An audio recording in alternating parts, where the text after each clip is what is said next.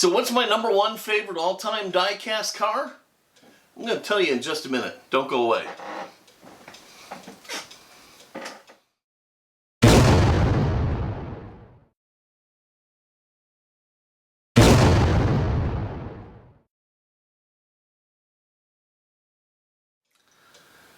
Hey gang, it is Paul from Fat Guy Productions coming to you as always from beautiful Las Vegas, Nevada. And last week, I told you what my second all-time favorite die-cast car was, the Split Image. This week, we're going to talk about my favorite, number one with a bullet, all-time favorite die-cast car. We're going to talk about it and restore it. It's going to be a lot of fun, so allow me to introduce to you the coolest Hot Wheel ever for me, the Fleetside. Let's get right to it. The Fleetside? The Fleetside? How could you pick the Fleetside? Oh my God, it's such a boring car. Ah! I can hear it now. Oh my gosh, the wheels are flying off. Everybody grousing about the Fleetside. Well, I think the Fleetside is cool as hell, and it's a car I can absolutely picture myself driving around in. So that is a plus right off of the bat. But moreover, the Fleetside is number one for me because it is number one for me. It was the first Hot Wheel I ever had. Not this piece of junk. I wish I still had my original one, but I don't. But it was the first Hot Wheel I ever got. I remember like it was yesterday. It was Christmas Eve, and it had to have been the Christmas of 1968. I hadn't really heard of Hot Wheels yet. And it was Christmas Eve. We lived at 294 Oak Street in Wooddale, Illinois. And it was a tradition in our family that you opened a present every Christmas Eve. So when Mom and Dad handed me this big long tube of a present, I was like, the heck is this? This can't be much fun. Well, I opened it, and inside was a Hot Wheels, I believe it was called an Action Pack. And it was a simple set of track with a little clamp and stuff like that, and it came with one car. And in my box, the one car was a Fleetside in orange. So if that's not a good enough reason why this is number one, I just don't know what is. And so we are restoring my number one all-time favorite die-cast car ever, the Fleetside, and we are going to make it orange.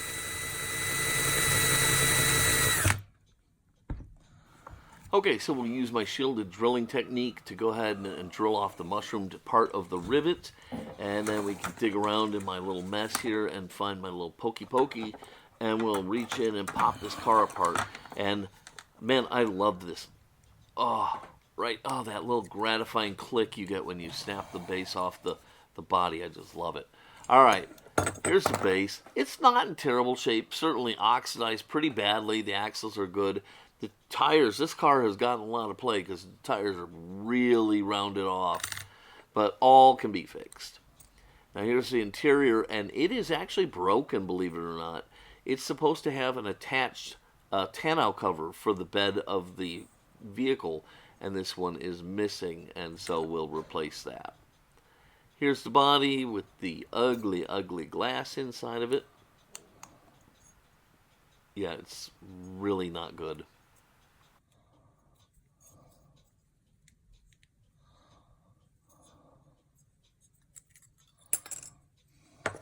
Yeah, this glass is done in. We're going to have to get a new piece of glass, too. That just looks like garbage. And the body, well, you know, the paint is always like this. But I'm looking at where the roof was, and it's pretty oxidized. Shouldn't be an issue because it's going to get a black top. But still, it's going to need a trip to the garage for some polishing and zinc. All right, now in the split image video, you saw me trying for the first time ever caustic soda, and it was really an epic fail. It took the paint off, but I wanted the show, and I didn't get it. And everything I found is that you need to use boiling water. So here we are. We're going to try it again, this time with boiling water, fresh off the stove, and 1 spoonful of caustic soda. And there you have it. Success! I almost don't even care if it takes the paint off. I just like the little show I get here. Yeah, you can see why, though, when you're working with caustic soda, it's really important to wear protective gear. I've got rubber gloves on and eye protection. This stuff will burn a hole right in your head. It's no joke. And if you look carefully, you can see, wait until the bubbles go down. Can you see the steam rising up out of there? It gets so hot, I can't even begin to tell you. It is amazing how hot this gets. And so, yeah, you definitely need to be very, very careful when you're messing with this stuff.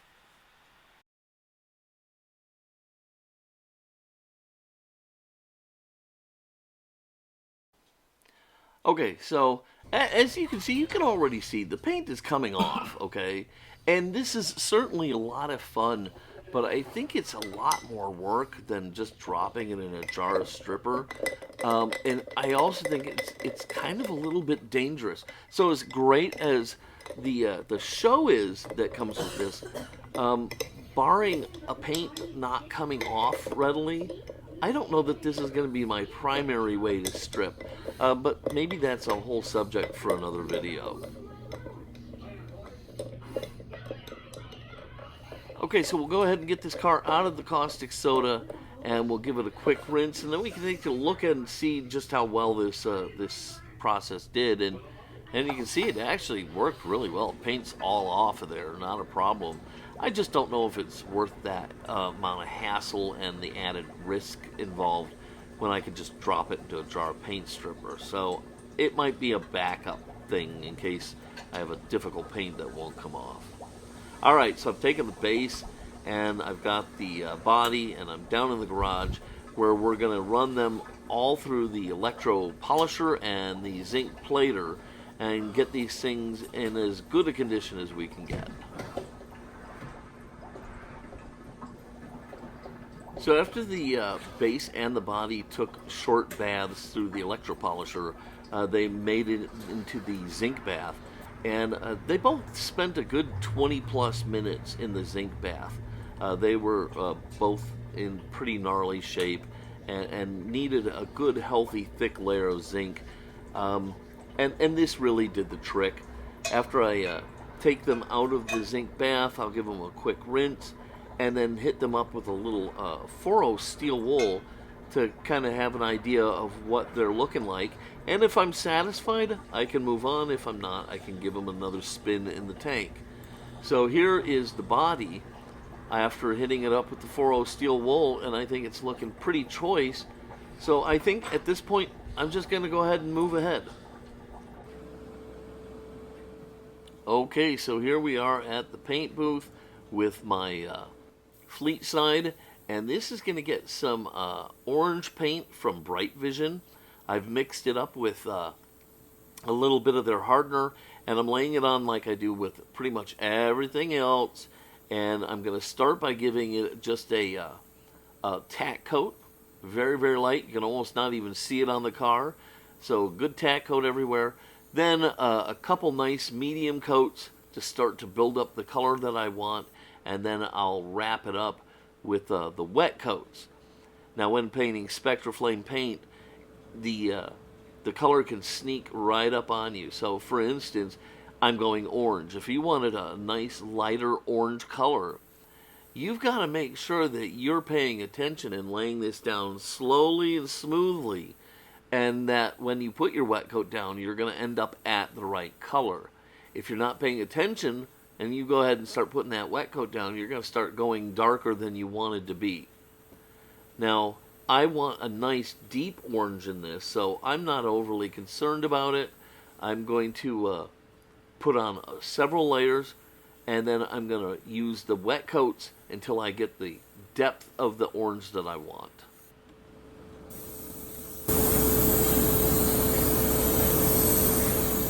So remember, the key to wet coats is lighting. You have to be able to actually see the paint going onto the car. If you're getting a sort of a powdery, dry, flat-looking finish, you're not putting it on thick enough. You want to be just the other side of that, where the paint is laying down wet, smooth, and glossy. No further. Go too far, you're going to start to get runs. So just where it starts laying down wet, smooth, and glossy is right where you want to be.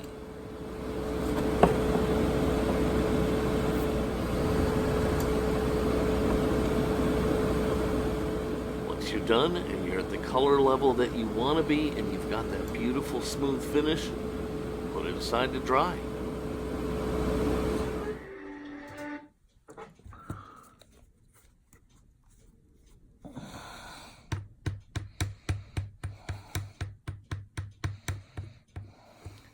Even though the base went through the zinc bath and got a polishing with 4.0 steel wool, it's pretty prominent on the car, so it's going to get a visit with Flitz polish and my rotary tool.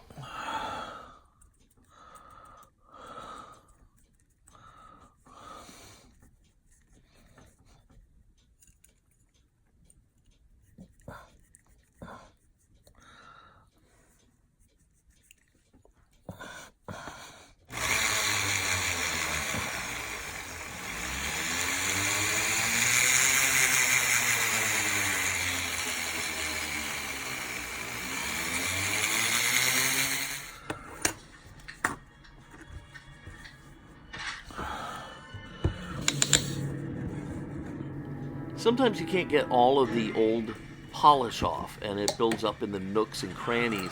And to me, it looks terrible. I don't like it. So the trick here is use a little isopropyl alcohol and a toothbrush, and you can scrub that right out and get it out of all the centers of the letters and all the ridges and dips and valleys. And then we can just go ahead and wipe it down one more time to make sure it's all nice and shiny and looks great.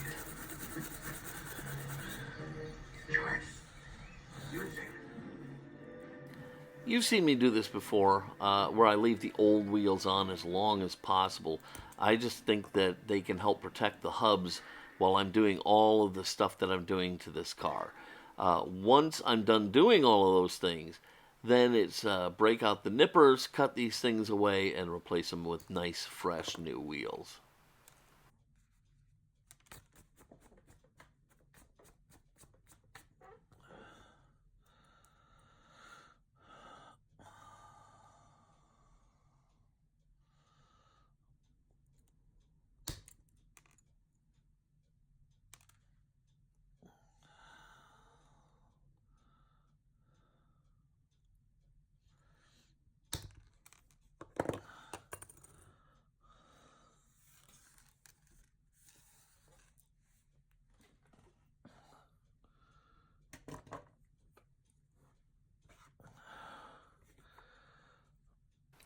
Before putting the wheels on, I always like to pre-align the axles. I think it's just a little bit easier to do at this point. So I take my axle tool and I just kind of get everything lined up as best I can. That way, all I have to do once the wheels are on is just kind of tweak it.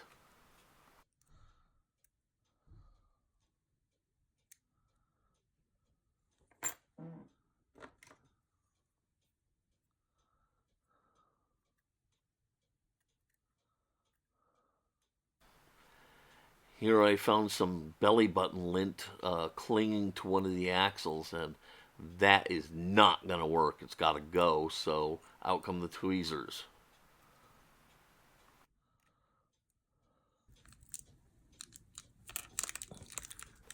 So the Fleetside gets 4 medium wheels, so I break out my Brightvision wheels, which always look amazing.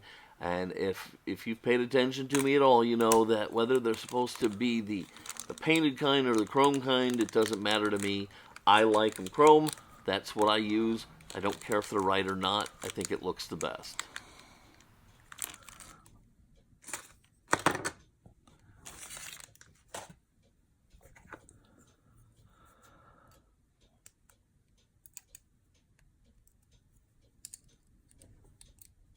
When pressing the wheels back onto the hubs, I use my tool behind the hub, and this does a couple things. It helps me keep from damaging the hub, and it also helps make sure that all the wheels are pressed on the same amount so that they're equal all the way around the car.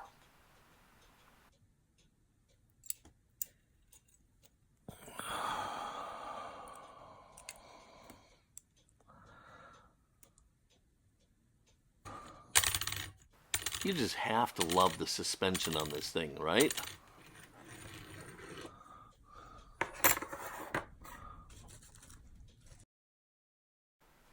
Okay, so the paint on the body is completely dry. I've gone ahead and masked the car off so that I can go ahead and paint the roof. For the roof, I'm going to be using the Redline Shop Magic Black. It makes the vinyl tops just really look super amazing. So here's the Magic Black. You don't got to mix it or cut it or anything. Just shake it really well.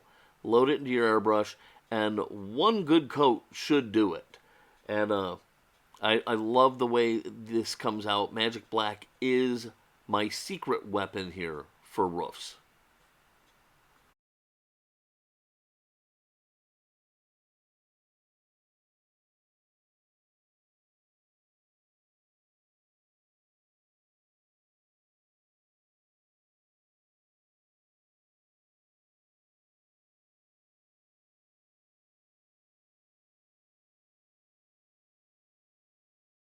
I lay it down nice and soft and just keep going around, building it up in one pass until I get it the way I want it to look.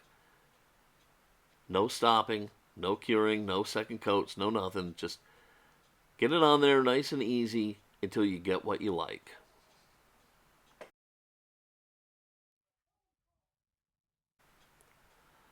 Alright, I think we're ready to move along. All the paints are nice and dry.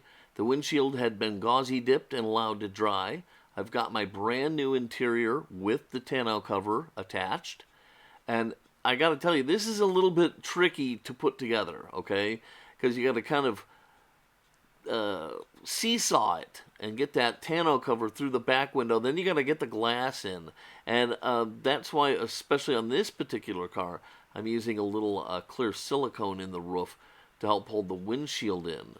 And so now I've got to kind of seesaw the interior down into place without dislodging the window, and it's way harder than that sounds.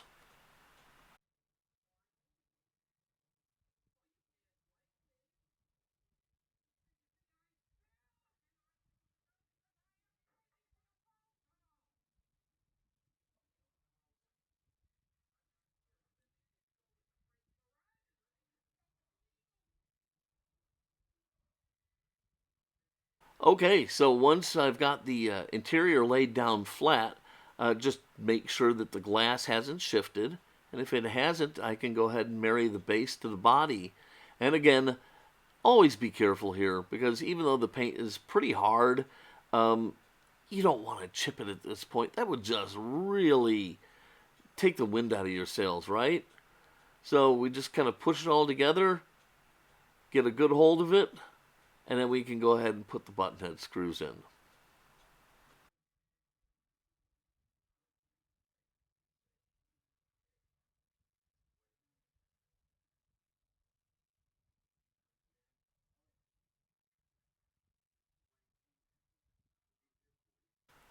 Okay, so with the screws in, it's just a matter of painting in the taillights using a little bit of Tamiya Red Clear, and we can call this one done.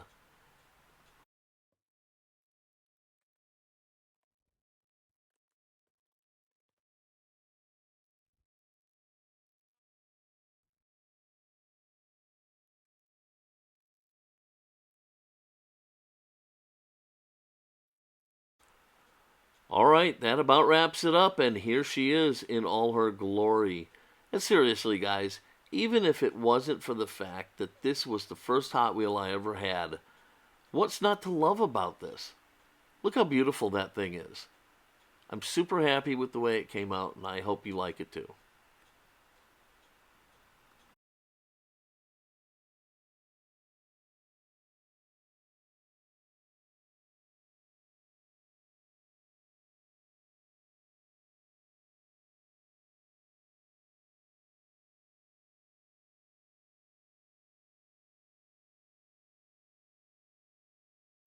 All right, before we wrap things up for the day, let's go ahead and tell you about the International Consortium of Diecast Artists, which includes myself, Fat Guy Productions, Hodges Hot Wheels and Diecast, Matchbox Garage, Nick's Toy Garage, Tony's Diecast Restos, and of course, We Little Cars. And on the 1st, we are all going to be releasing our video based around the theme of the 50s. You're not going to want to miss that. It should be a lot of fun.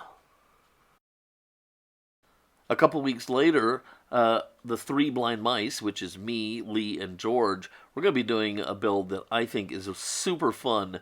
Lee had picked up 3 identical Matchbox F1 racers and sent one to each of us, and the 3 of us are all going to be restoring the exact same car with no other rules. It's going to be a ton of fun. I can't wait to see what everybody does here. And we don't have an exact date for the video releases yet, but it'll probably be somewhere near the middle of the month, so stay tuned for that. The Fleetside, some might say. The Fleetside, that's your favorite car? Well, when you think about why it's my favorite car, I think you can understand. And it might not be your favorite car, and that's cool, because I'm betting somewhere in your psyche, your favorite car revolves around a great memory like this one did for me. And so, yeah, it may not be the most glamorous of the cars out there, it might not be the most sexy, but it sure is #1 for me. Alright, this is Paul from Fat Guy Productions, wishing you an amazing Hot Wheel-y kind of day. Until next time, be good.